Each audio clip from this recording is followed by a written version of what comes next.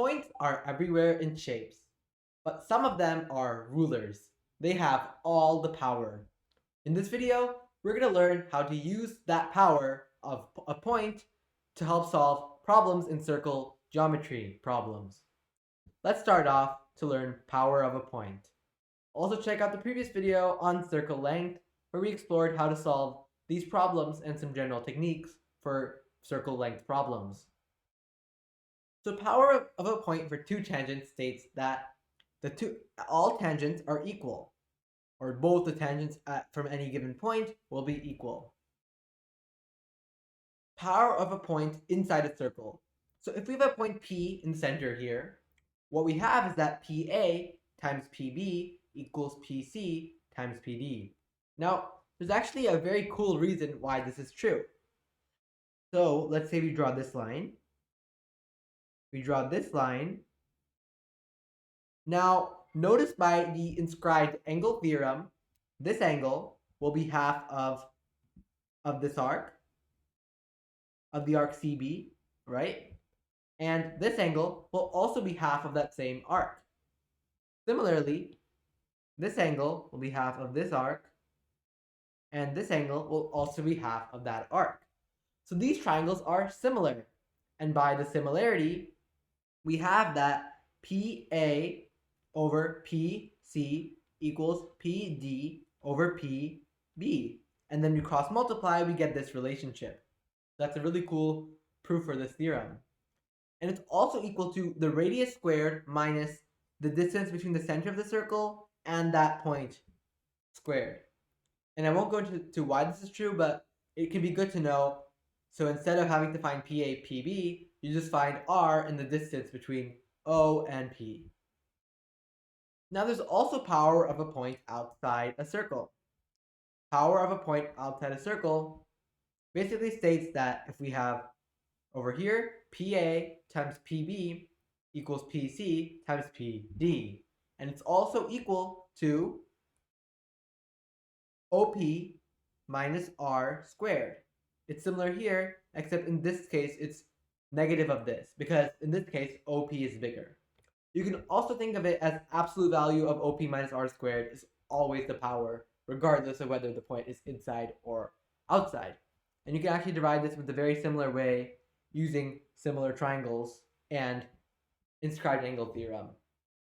Basically what you do is this angle is A, is going to be half of this arc here, but then we know that this angle right here, or make that better, we have that this angle right here will be 180 minus A because of the inscribed angle theorem, which we'll explore later, and that means that this is A.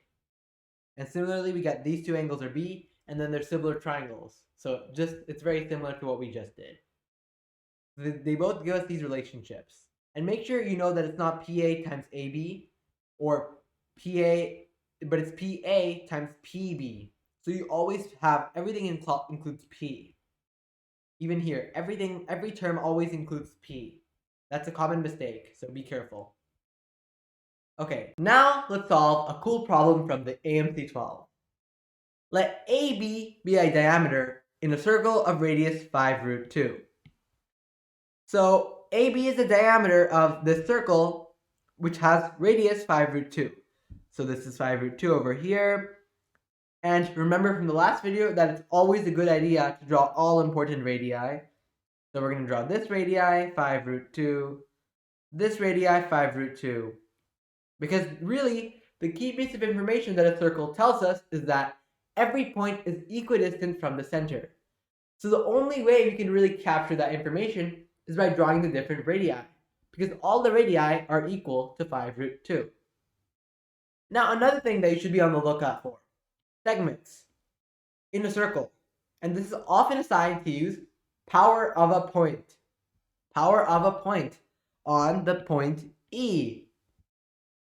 So we have that EB, which is 2 root 5, EB times EA, and EA is just the diameter of the circle minus 2 root 5, right? Because the whole diameter is AB, and then you subtract off this EB part to get just AE. So EB times AE, which is equal to 10 root 2 minus 2 root 5. That is a power of E. So it's equal to CE DE. Okay, so what's next? We're trying to find CE squared plus DE squared. Oh, but notice that CE squared, how do we find CE squared? So the trick is square terms, so we want to square terms. What that means is CE squared plus DE squared. Well, we can notice that this is equal to CE plus DE squared minus 2 CE DE. Right? Because of the expansion of this over here is just CE squared plus DE squared plus 2 times CE DE. So we subtract 2 CE DE from both sides to get this. The value of CE squared plus DE squared. Oh, but look, we already know CE times DE. So all we need to do now is find CE plus DE all squared. Okay, so now a good strategy in geometry problems is to look for conditions you have not used yet. So in this problem so far, we've looked at the condition that B is 2 root 5. We've used the radius being 5 root 2 over here, but we haven't used these two radii yet, being 5 root 2. Another important condition that we haven't used yet is AEC is 45 degrees. AEC 45 degrees. So that's really the main condition here. AEC 45 degrees. How do we use that? I mean, the 45 degrees is in between two segments in the middle of the circle. The key thing is that we're trying to find CE plus DE, right? Because if we find CE plus DE, we can find CE squared plus DE squared, since we know this value. So essentially, we're trying to find this whole segment. CE plus DE is just the length of this whole segment. And if you kind of rotate the triangle, we would actually find that it's an isosceles triangle, right? We have two sides that are equal and a base. So generally, a good strategy in isosceles triangle problems is to drop in altitude. Why did you drop in altitude? Because that separates it into two congruent triangles. Two congruent triangles because of, in this case, HL congruence. There's this leg here, and then there's hypotenuse. So HL congruence, those triangles will be congruent. Okay, so we dropped altitude, but what do we do with that? How come we still haven't used the 45 degree condition yet? And now here's where the smart part of the problem is. Because this will also be 90, and because this angle is 45 degrees, right there, this angle will also be 45 degrees. So we have a 45, 45, 90 degree triangle. And we know how to deal with those and the ratios. Okay, so let's say that we have x, this part is x. So that means that this segment over here will also be equal to x, because 45, 45, 90. And that means this segment over here will be x root 2. Okay, so then let's just say that ED is y. I mean, we could write ED everywhere, but that's going to take a lot of time. And then similarly, so remember how we have two congruent triangles. So this total base, x plus y, must be x plus y over here. So we have that this part is x plus y. Okay, so now what should we do from there? So the key from here is to now look at CE times DE. Well, we know that CE is this part plus this part. So x plus y plus x. So CE equal to x plus y plus x, 2x plus y. And of course, dE is just y. So CE times DE is, well, CE is 2x plus y, and DE is y. And we know that it's going to be equal to this quantity over here, which we're going to simplify. If we simplify it, it's going to be 2 times 10, 20, root 5 times root 2, root 10. So 20 root 10 minus 2 root 5 squared, which is the square root, because 2 root 5 is the square root of 20, 2 root 5 squared is just 20. So it's going to be 20 root 10 minus 20. Okay. So now we have this condition in terms of x and y, but let's look at what we're really trying to find here. Okay, what other conditions can we maybe make out of this?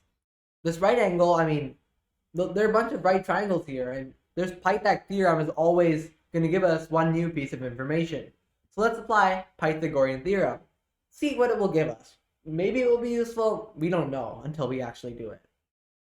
X plus y squared plus x squared equals 5 root 2 squared. It's going to be equal to 5 root 2 squared, because it's a right triangle here, x plus y, 5 root 2. So equal to 5 root 2 squared. And let's expand. X squared plus 2xy plus y squared, binomial expansions. X squared equals 50. And this can be rewritten as 2x squared plus 2xy plus y squared. 2xy plus y squared. Well, if you expand this out, we also have 2xy plus y squared. So we know the value of 2xy plus y squared. It's equal to this quantity over here. So, therefore, we can just plug it in. So plus 2xy plus y squared, which is just 20 root 10 minus 20, equal to 50. And that means 2x squared equals 70 minus 20 root 10. So x squared equals 35 minus 10 root 10. Okay, so we're not going to be able to find x from this easily. But maybe we don't need to find x. We really don't. What are we trying to find?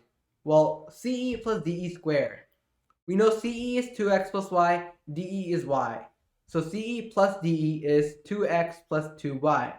And this squared is this quantity right there, which we can factor out 2 squared to get 4 times x plus y squared. Okay, let's just recap all the steps we've done so far. Basically, we use power of a point. CE times DE is EB times EA.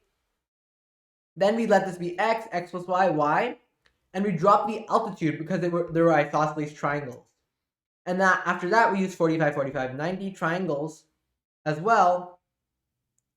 And then from there, we tried to solve for the values of x or of CE plus DE from the equation. And we got that x equals this quantity over here by substituting the value of CE times DE. And now we have to find 4 times x plus y squared. Okay, so maybe we'll just find x plus y squared first of all. Well, we know x plus y squared is just x squared plus 2xy plus y squared. Oh, there's an x squared plus 2xy plus y squared term right there. So we have x squared plus 2xy plus y squared equals 50 minus x squared, which is equal to 50 minus 35 plus 10 root 10 equal to 15 plus 10 root 10. Okay, that's cool. So then this will be equal to 60 plus 40 root 10, 4 times this quantity. Whoops. It's going to be equal to 15 plus 10 root 10, because 50 minus 35 is 15. And then we multiply it by 4 to get 4 times x plus y squared, to get this quantity over here. Okay. So that's the value of x plus y, that's the value of 4 times x plus y squared. Now, all we have to do is plug it in. We just plug it in. So, into this equation right there. So if we plug it in there, first of all, let's move this out of the way. Let's plug it into this equation over here. We get CE plus DE squared. Remember, that's just this, because that's what we found here, 2x plus 2y squared, minus 2 times CE times DE. So minus 2 times this quantity, 20 root 10 minus 20. That was CE times DE, if you remember. Equal to 60 plus 40 root 10 minus 40 root 10 plus negative 2 times negative 20 plus 40 equals 100, our answer. A great problem, but let's quickly summarize. First, we use power of a point, find these ratios here, and find CE times DE. Then we deduce that CE squared plus DE squared, we would have to find CE plus DE. And to find that, we noticed that they were isosceles triangles, so we dropped in altitude. That's a common trick. And then we use 45, 45, 90 triangles. So x, x, x plus y, x plus y. And then we found that, we're looking for this quantity here, 4 times x plus y squared. And then from there, what we saw is Pythagorean theorem gave us this information here. And we noticed that CE times DE was just 2xy plus y squared, which is this quantity there. And we plug that in to solve for x squared. And we plug that in to solve for x squared over there.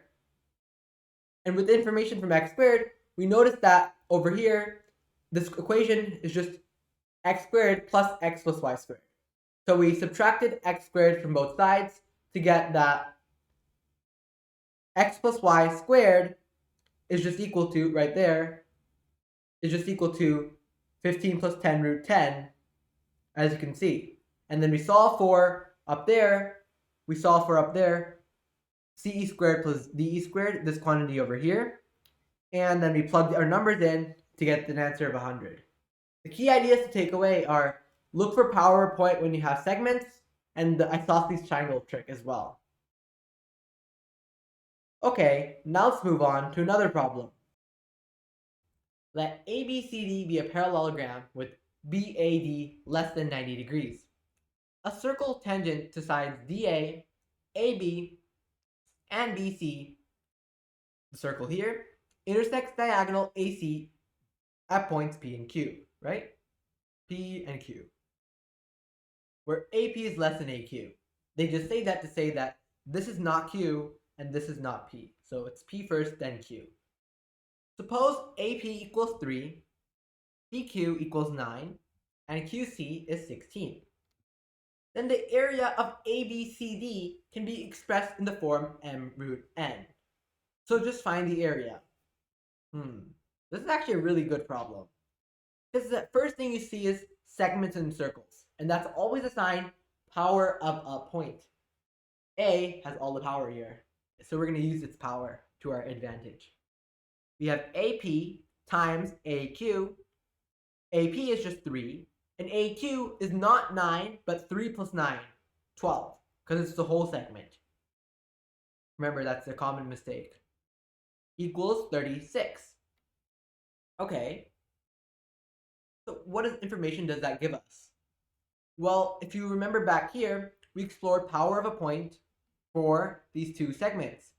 And also, we know that if we have a tangent here, then this will also be equal to, let's say this is k, pk squared. Because this tangent right here is kind of like two secants, but except they both touch the circle. So this A and B points are the exact same point. So that's why it's just pk squared for a tangent. That's what power of a point tells us. So even tangents, for example, have pk squared equal to pa times pb equals pc times pd. So with that tangent property in mind, let's say that this point is, I don't know, E. Yeah, we haven't used E yet. And this point is F. maybe this one is G. We have that AE, we have that 36 equals to the tangent squared. The tangent from on the circle is AE squared. So 36, the power of A, equal to AE, the tangent length, squared. And luckily, 36 is 6 squared. So AE is 6. 6. And similarly, remember, all tangents are equal. So this will be 6 as well. Now, the problem, it's not fortunate enough to find BE and BG because the power of B is not the same as the power of A. So we don't really know any segments in B. So that we can't really get any information from that. But we do know that both tangents are equal. So let's call them both a variable, x and x. Cool.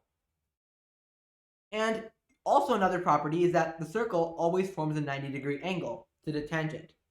These will both be 90 degrees.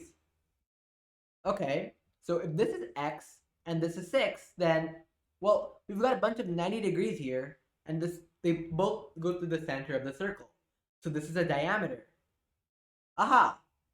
So the key thing here is now to see that whenever we have this kind of a situation, if we just drop an altitude here, then this segment will also be x. So the reason we want to drop an altitude is because of the right angle right here. We've got a right angle right here. So it's kind of like this segment and this segment are going to be the same, and this part is just the extra part. So that means that this segment right here is just going to be 6 minus x. Right? Because it's 6 minus x. And x will be the same here and here because BG, this thing is a rectangle. So x, and that means this whole thing is 6. So we subtract off the x to get 6 minus x for this part, for just the left part. Okay, and, but then what is the height?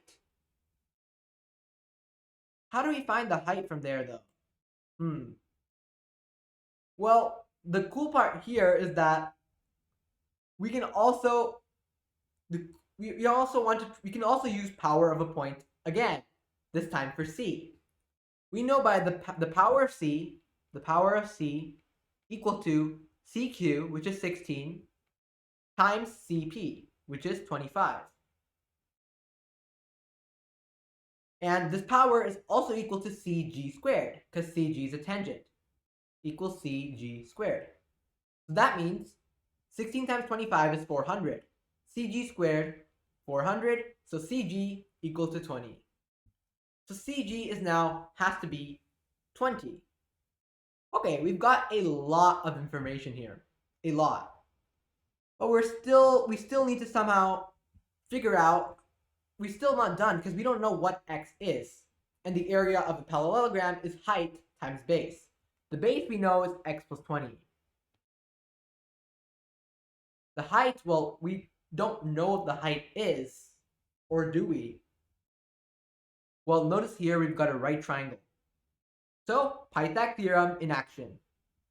We have that this segment squared, or h, which is the same thing as the height squared plus this segment, 6 minus x squared, equal to 6 plus x squared. Okay.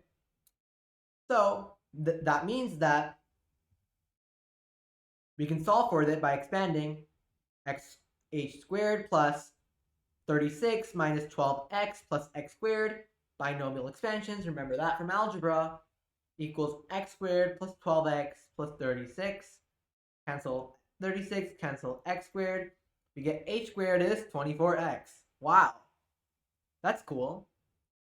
So h squared is 24x. Okay, but we're still not done because we've got h squared equals 24x, one equation, but two variables. So now we can essentially have everything in terms of x, all the variables, but we still don't know what x is, and we can't finish until we do so. So the key thing to notice here is one final Pythagorean theorem we can use. Because the height forms a 90-degree angle, notice how this segment right here is just x plus 20 over there. Right? X and 20, x and 20. So, therefore, what we can do is say that because these top and bottom bases will be equal, the bottom will be x plus 20. Because this is a right angle, this is a right angle, so this is a rectangle. This bottom will be x plus 20, right? So then we can use Pythagorean theorem. Oh, but the key thing here is that this is x plus, okay, let me mark it to be more clear. This is x plus 20, so this is also x plus 20. Both of those blue segments. And then this is 6 minus x. So, therefore, in total, the entire segment will be 6 minus x plus x plus 20 equal to 26. So now we have that 26 squared plus h squared, which remember is 24x by Pythagorean theorem, equal to 3 plus 9 plus 16, which is 28. 28 squared.